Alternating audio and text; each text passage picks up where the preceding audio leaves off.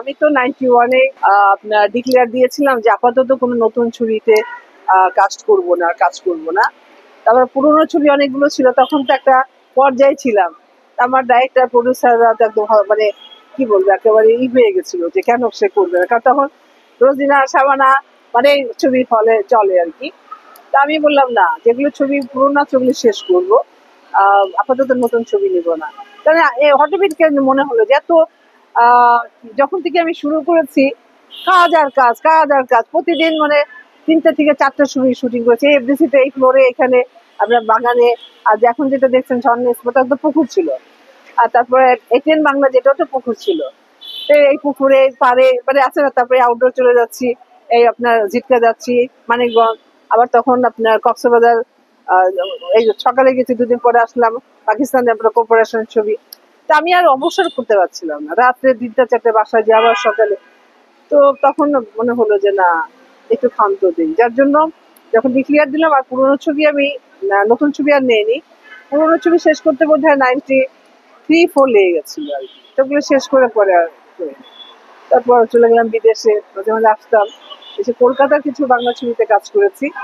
আর আমাদের বাংলা চলচ্চিত্র ইন্ডাস্ট্রি আসলে খুবই একটা ক্রুল ব্যাপারটা করেছি আমি, যে কারোর সঙ্গে অতটা যোগাযোগ করা টরা। তবে হ্যাঁ, আমাদের হিরোদের সাথে মাঝে মাঝে যোগাযোগ হতো, অন্য আর্টিস্টদের সাথে মাঝে মাঝে যোগাযোগ হতো, তবে প্রডিউসার ডাইরেক্টরদের সাথে অত যোগাযোগ হতো না আর কি।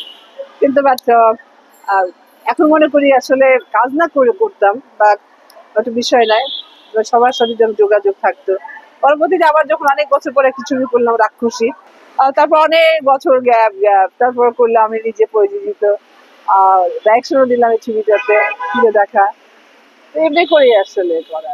আমি একটা বলে রাখতে চাই যে এখন তো আসলে কি বলে, ওই ধরনের গল্প নিয়ে কাজ হচ্ছেও না। আপনার বছরে হয়তো ঈদের সময় আপনার 2-3টা ছবি রিলিজ হয়, আর সারা বছর তো মাঠ ফাঁকাই থাকে। তো যাই হোক, মাঠ ফাঁকার মধ্যে যে ছবিগুলো রিলিজ হয়, আমি চাই না ওই ধরনের গল্পতে কাজ করার জন্য। হ্যাঁ, যদি মেয়ে প্রধান গল্প হয়, মেয়ে প্রধান এটাই না যে কলসিকা করে নাচো, এটা নয় আর কি। তাহলে হয়তো করতে পারে, ভালো ডাইরেক্টর, ভালো টেকনিশিয়ান, সব ভালো মুভি করছে।